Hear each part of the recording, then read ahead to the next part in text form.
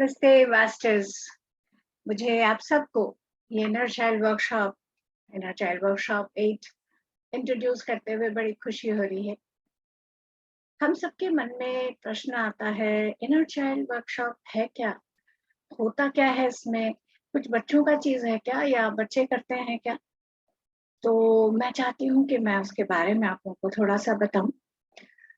रोज़मर्रे में inner child का क्या इफ़ेक्ट रहता है और ये जो वर्कशॉप करने की प्रेरणा मुझे मिली, वो कैसे है, क्यों है, ये मैं सब आपके साथ बताना चाहूँगी। और इसकी इम्पोर्टेंस इतनी ज़्यादा स्ट्रॉन्ग थी कि पहले मैं इसके बारे में थोड़ा-सा आपको बताऊँ, उसके बाद मैं आपको ये वाली बात भी बताती हूँ कि इसके लिए प्रेरणा कैसे आई। तो मैं आपको एक छोटा-सा प्रेज़ेंटेशन दिखाती हूँ, जिससे कि आपको क्लैरिटी आ जाए, ये होता क्या है।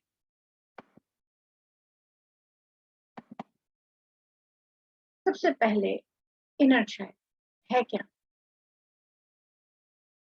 एक प्यारा-सा, मासूम-सा हमारा अस्तित्व, उसमें जब शब्द आ रहा है इनर यानी अंदरूनी है, कहीं छुपा है हमारे ही अंदर, कैसे निकलता है? जब कुछ खेलने लग जाते हैं, कोई बचपन की कोई बात, कोई वैसे दोस्त, हम बिल्कुल वैसे ही शरारत करने लग जाते हैं और बिल्कुल जो परेशान, दिक्कत सब भूल जाते हैं। ये हमारा ही अंदर का यंगर वर्ज़न है, जो एनर्जेटिक है, क्रिएटिव है। उसकी इंट्यूटिव पावर बहुत ज़्यादा है, स्पॉन्टेनियस फटाक से आता है और क्यूरियस कैसा है, कोई चीज़ क्यों है, एक इंटरेस्ट, एक लाइवली जो एक भाव है, वो है हमारा इनर चाइल्ड, जिसे अपनी फीलिंग को एक्सप्रेस करने में कोई दिक्कत नहीं है। इतना सुंदर सहज रूप, होता क्या है? अब इनर चाइल्ड का जैसे हमने देखा, इतना सुंदर, इतना प्यारा, फिर हम वैसा क्यों नहीं रहते? तो प्रश्न आता है, अब तो बड़े हो गए हैं।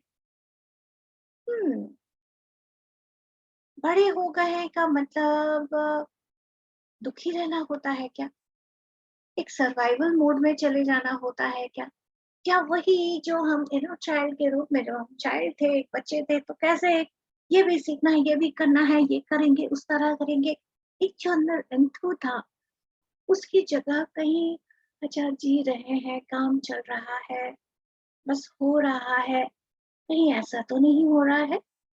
अगर ऐसा है, तो इसका मतलब है कहीं हमारे अंदर जाने-अनजाने बड़े होते वक़्त कुछ तो हर्ट हो गया है, कुछ दरक गया है, कुछ टूट गया है, क्योंकि ये जो एज है, बड़ा मासूम रहता है और साथ ही में जैसे हम देखते हैं कितने ही केसेस होते हैं कि बच्चे जो हैं मान लीजिए टूट गए, मतलब गिर गए, फ्रैक्चर हो गया, तो फ्रैक्चर हो जाता है और अगर मान लीजिए समय पर फ्रैक्चर नहीं भी किया गया है, तो हड्डियाँ कुछ इस तरह की होती हैं कि जैसे अपने आप को जोड़ लेती हैं।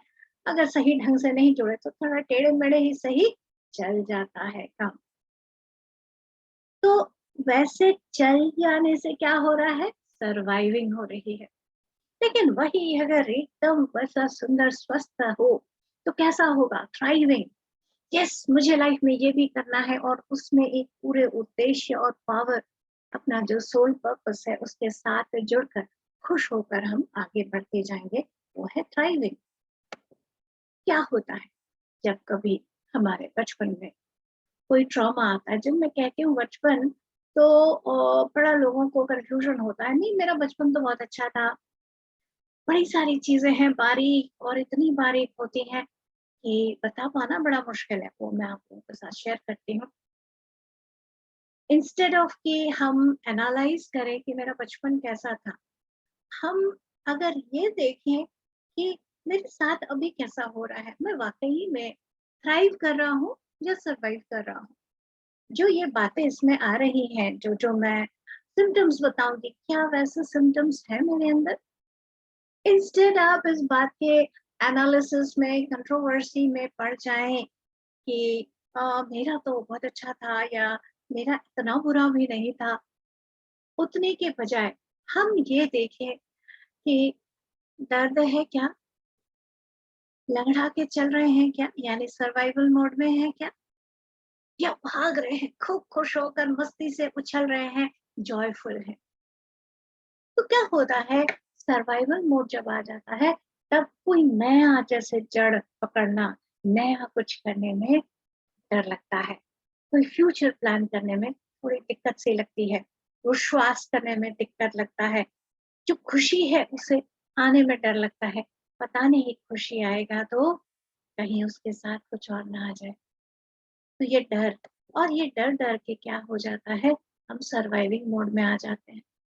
और वाक़ई में ये एक बहुत बड़ी आशीर्वाद की तरह लगती है, जब हम सर्वाइविंग से थ्राइविंग के मोड में आ जाएँ। आसान नहीं है, पर सर्वाइवल से कहीं ज़्यादा है जीना। जो जीना है, वही अच्छे से जीना, वो है प्रॉपर हील्ड स्टेट। कई बार हम पाते हैं कि हम जैसे बिल्कुल थक गए हैं, कई बार अपने आप को भी हम लताड़ते हैं, हमें लगता है हम लेज़ी हो गए हैं, कोई मोटिवेशन ही नहीं रहा हमारे जीवन में, कहीं थक तो नहीं गए या स्टक तो कहीं हो नहीं गए, जैसे कहीं रुके पड़े हैं, आगे ही नहीं बढ़ रहा। ऐसा इसलिए होता है कि कई सालों-सालों से सर्वाइवल मोड में रहते-रहते हम थक जाते हैं, और इसीलिए हम ऐसे थके हुए महसूस करते हैं। तो सर्वाइविंग से क्या होता है, जस्ट सर्वाइविंग किसी तरह से जी रहे हैं तो क्या होता है? पता क्यों नहीं है? अभी जैसे मैंने आपको बताया कि पहचान नहीं लगती, ऐसा क्यों होता है? क्योंकि बच्चे एकदम सॉफ्ट मासूम, हम कहते हैं ना, एकदम प्यारे से मोल की तरह, उनको अगर ये सिखाया जाए कि मैं तुम्हें इसलिए मार रहा हूँ बिकॉज़ मैं आपको प्यार करता हूँ, तो क्या होगा? वो यही समझेगा कि मुझे अगर कोई मार रहा है तो एक्चुअल में वो शायद प्यार का ही कोई रूप है। तो वो उसी क्लिंग हो जाएगा, उसी नोशन के साथ चिपक जाएगा कि अब्यूज़ का मतलब प्यार ही है। वो नहीं समझ पाएगा कि प्यार क्या होता है, सच्चाई क्या है, प्यार की डेफ़िनेशन क्या है, एक अनकंडीशनल स्पेस, प्रेम, उसकी डेफ़िनेशन समझ पाना बड़ा मुश्किल हो जाएगा, जो अब्यूज़ बच्चे हैं उनके लिए। और वाक़ई में हम देखते भी हैं, और हम इसके लिए ऐसे लोग भी दिखते हैं हमारे जीवन में, जो बहुत ऐसे क्लेम करते हैं, I love you, therefore I do this. इसीलिए डिफ़िकल्ट होता है कि चाइल्डहुड हर्ट है या नहीं, उसको बता पाना बड़े होकर बड़ा मुश्किल है। इसीलिए हम सिम्पटम्स के आधार पर अपने आप को देखें। बचपन में कौन-कौन सी बातें सुनी गई, क्या हुआ? हम लोगों को अगर यही बताया जाए, ये इसलिए बताया जा रहा है बिकॉज़ हम आपको प्यार करते हैं, तो हर्ट तो है, पर वो कैमोफ्लेज हो रखा है। अगर आपको कभी ऐसा लगता है, अब मैं आपको सिम्पटम्स बताती हूँ, कि कोई रिश्ता है, कोई घर है, और अगर कहीं पर कुछ झंझट हो रहा है, आपको लगता है मुझे जाके ठीक करना चाहिए, एकदम जाके टेंशन कहीं है तो मुझे जाके उसको ठीक करना चाहिए। तो ये क्या है साइन? टेंशन जो है वैसे नेचुरल है। कोई भी चीज़ कर रहे हैं, नहीं कर रहे हैं, टेंशन आता है।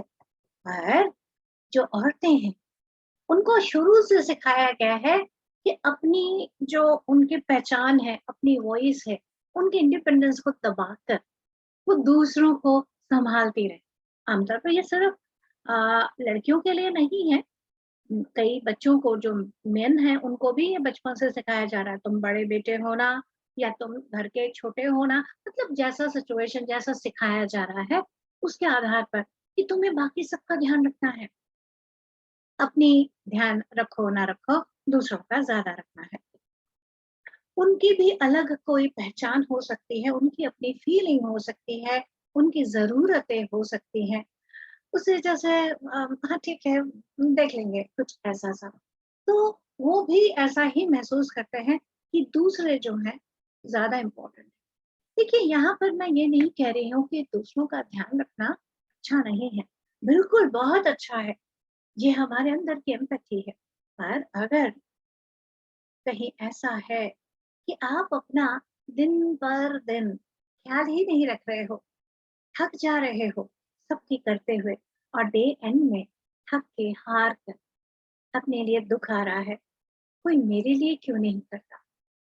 तो इसका मतलब है कहीं पर कुछ बैलेंस ठीक नहीं है। ये क्या है, मदर का जो वुंड है, माँ का जो घाव है, वो कहीं कहीं आगे फॉरवर्ड हो जाता है। जनरली वुमेन में, पर मेन में भी देखा जाता है। ये जो कंपल्शन है ना औरतों में कि मुझे कहीं पे भी कोई टेंशन है, मुझे उसे ठीक करना है। एक्चुअल में उसके नीचे, उसके पीछे एक प्यारी-सी छोटी-सी बच्ची है, जिसकी केयर गिवर ने पहले से बता दिया कि तुम्हारी अपना कोई वजूद, अपना कोई अलग तुम्हारी पहचान ऐसा कुछ नहीं है। सबकी खुशी में, सब में ही तुम्हारा अस्तित्व है। सबको प्यार करना बहुत अच्छी बात है, उसमें बुराई कुछ नहीं। पर सालों-साल अपने आप को नकारते हुए एक पॉइंट ऐसा आता है, जहाँ लेडीज़ कई तरह के या वैसे लोग जो सबको पहले रख के अपने आप को नकार रहे हैं, कई तरह के बीमारियों में जूझते जूझने लग जाते हैं, उससे भर जाते हैं, वही सर्वाइवल मोड में चले जाते हैं, तो वो थ्राइव नहीं करते। एक खुश, एक पूरी तरह से तंदुरुस्त, एकदम आनंद से भरी हुई औरत, वो जैसे घर को एक लाइट से भर सकती है, वहीं ऐसे वुंडेड वुमन जो है, वो खुद थकी होगी और बाकियों को भी लगेगा इतना क्या कर दिया। ये बैलेंस हमें लाना है, जहाँ हमारे एक दूसरे के लिए सम्मान है, प्रेम है, और वो कहाँ से शुरू होगी? वही खुद से, जब हम पहला स्टेप लेंगे। कोई भी पैटर्न अगर चलता जा रहा है, जितने देर चल रहा है और हम आशा कर रहे हैं कोई तो समझेगा, तो वो कोई तो समझेगा पता नहीं कब तक चल सकता है। एक तो किसी को शुरुआत करनी ही पड़ेगी, तो क्यों ना हम करें।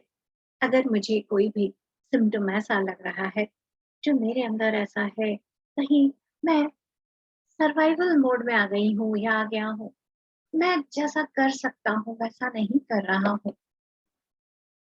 जैसे ये दिख रहा है हमें, बड़ा आम ये पिक्चर है कि जो लेडीज़ हैं वो बड़े प्यार से बोलते हैं, मेरे 2 तो जन्म लिए हुए बच्चे हैं, एक और बच्चा है जो पतिदेव को इंगित करते हैं वो। तो ये बड़ा इंटरेस्टिंग होता है। होता क्या है? जो ये अनहील्ड चाइल्डहुड ट्रॉमा होता है, बचपन का, वो किस तरह से आता है कि हम दूसरों को फिक्स करने लग जाते हैं, दूसरों को ठीक करने लग जाते हैं, उनकी दिक्कतों को सँवारने में लग जाते हैं, लोगों को प्लीज़ करने लग जाते हैं। हाँ भैया आप शांति से ये ऐसे कर लीजिए, सबके बीच के मीडिएटर बनते हुए खुद थक जाते हैं पर लगे रहते हैं। कोडिपेंडेंसी कोडिपेंडेंसी के बारे में भी हम लोगों ने एक रिलेशनशिप वर्कशॉप किया, उसमें बड़े डिटेल में हमने डिस्कस की। इनर चाइल्ड वर्कशॉप में भी हम करेंगे। ये एक अद्भुत तरह की सिचुएशन है, जहाँ हमारा अस्तित्व तो है ही नहीं, हम दूसरों के साथ ऐसे चिपक जाते हैं। हमें लगता है कि रिलेशन बड़ा प्यार वाला है, पर एक्चुअल में नहीं होता है। बड़ा हर्टफुल वाला रिलेशन रहता है। कोडिपेंडेंसी बड़ा ही कंटामिनेटेड कर देता है रिलेशन को। दूसरों की वैलिडेशन की ज़रूरत होती है। अगर अच्छा कुछ बनाया, अच्छा कुछ किया, मैं ठीक है ना ये?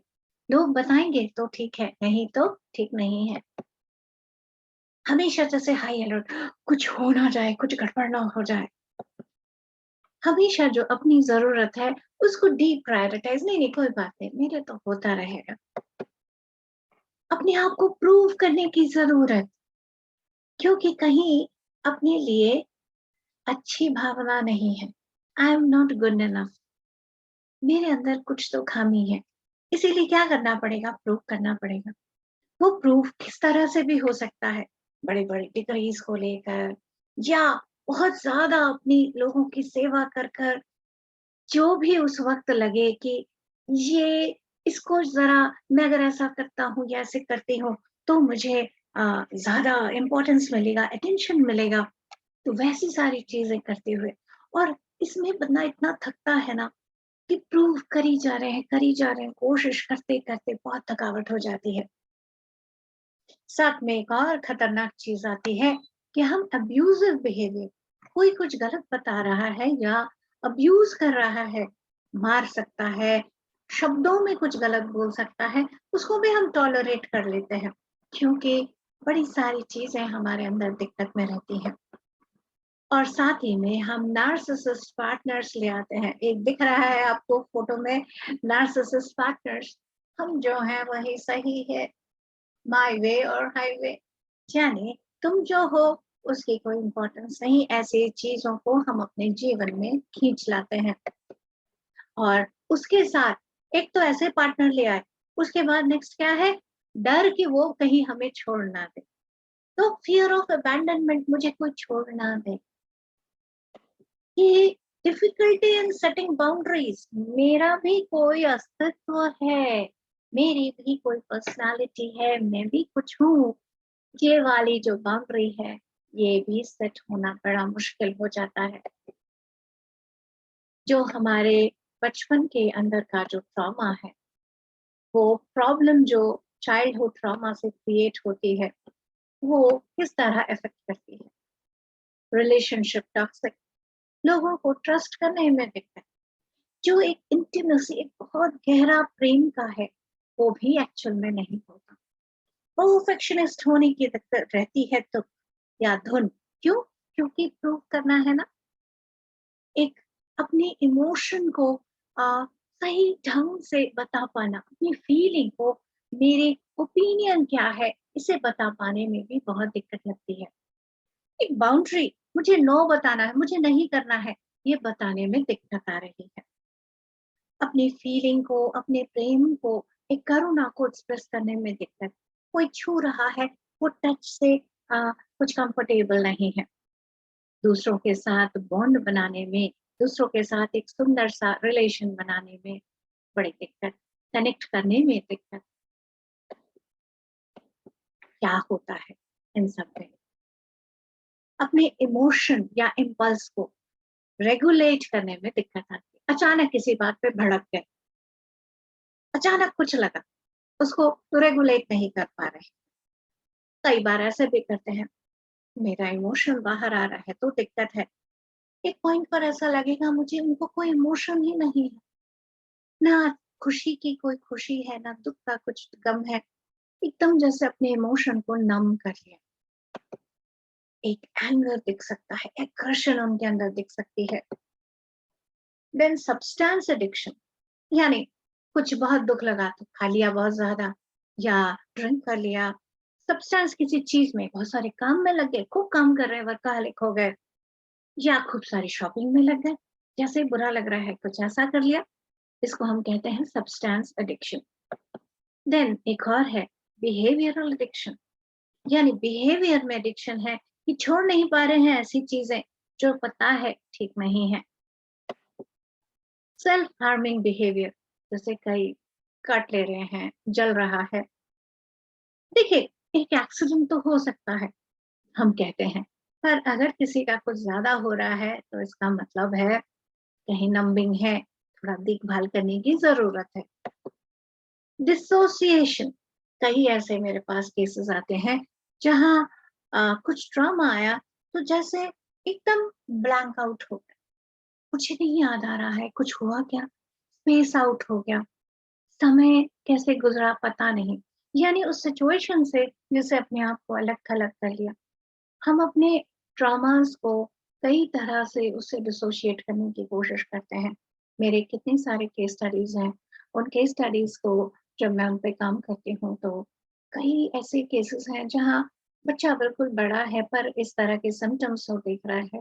उसको नहीं, उसको कुछ याद नहीं, हाँ, मेरा बचपन था, बचपन में सब मुझे ऐसे चिढ़ाते थे कि मैं बड़ी गुमसुम थी या ऐसा था और अ, पता नहीं क्यों ऐसा है।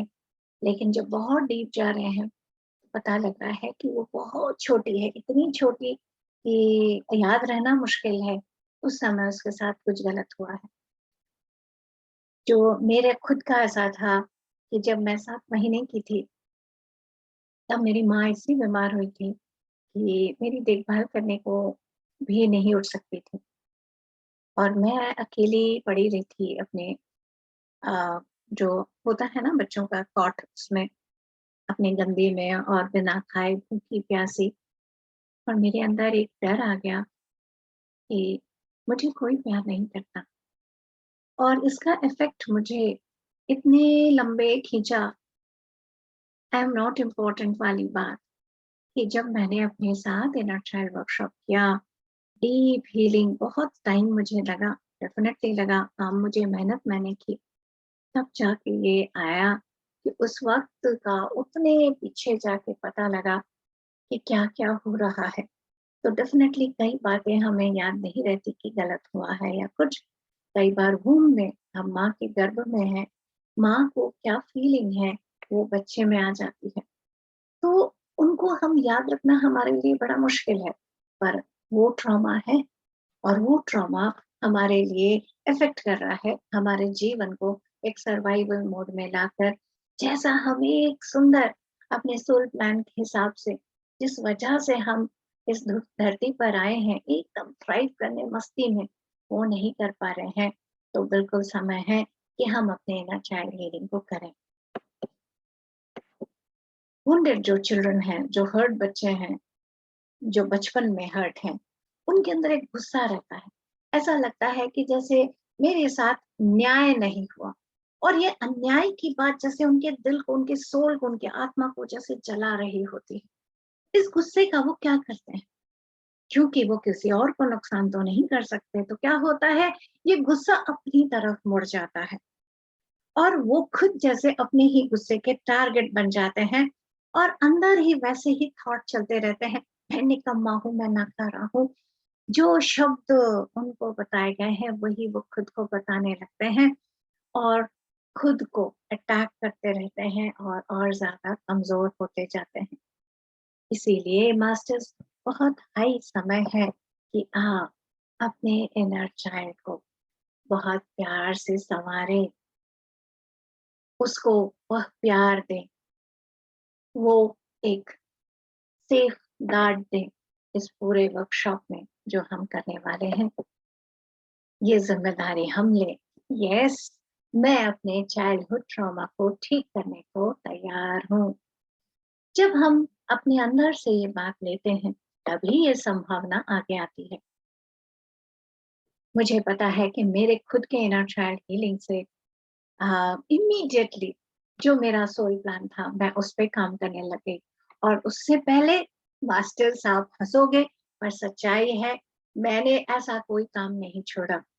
मैंने बिज़नेस के लिए बिज़नेस वुमन भी बनी हूँ, मैंने शॉप चलाया है, मैंने टीचिंग की है, मैंने जाके कारीगरों के साथ काम किया है। ऐसे बड़ी तरह की चीज़ें, आप मिलिट्री का जो पर्पस है वो तक किया है, कुछ छोड़ा नहीं है। क्यों? क्योंकि मुझे पता ही नहीं था मेरा सोल पर्पस क्या है। ये कर रही हूँ, वो कर रही हूँ, पर कहीं पे भी आर्टिस्ट की पेंटिंग कर रही हूँ, बुक कर रही हूँ, कितना कुछ कर रही हूँ, पर नहीं, नहीं वाली बात हमेशा।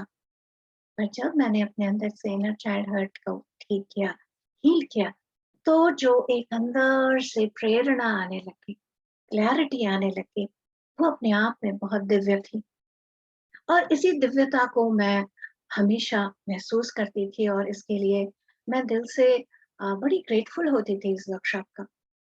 जैसे-जैसे हम और ध्यान में आगे बढ़ते रहे, तो हमारे मास्टर्स भी और ध्यान में भी मुझे ये प्रेरणा आती रही कि बहुत सारे ऐसे लोग हैं, इनफैक्ट 95% लोग ऐसे हैं जिनका इनर चाइल्ड हर्ट है।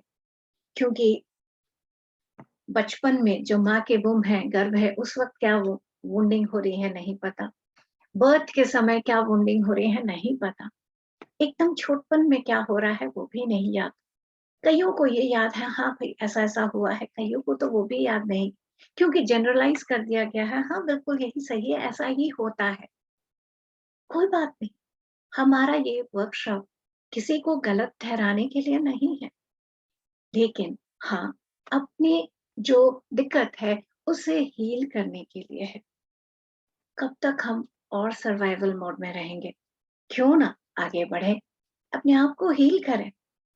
और जब हम हील करेंगे और हम सोल पर्पस से जुड़ जाएंगे, तो वाकई में थ्राइव करने लगेंगे। अंदर से जो खुशी निकलेगी, वो आपके ऑरा में चमकेगी। कितना ही सुंदर होगा ना, जब आप अपने लाइफ के पर्पस को जानो और उसी में चमको, उसी में आगे आओ। नई नई पॉसिबिलिटीज का दरवाजा आपके लिए खुलता जाए। अगर इसमें से एक भी बात आपको टच कर रही है, तो ट्राई कीजिए इनर चाइल्ड वर्कशॉप, जो अभी शुरू होने वाला है। Thank you masters.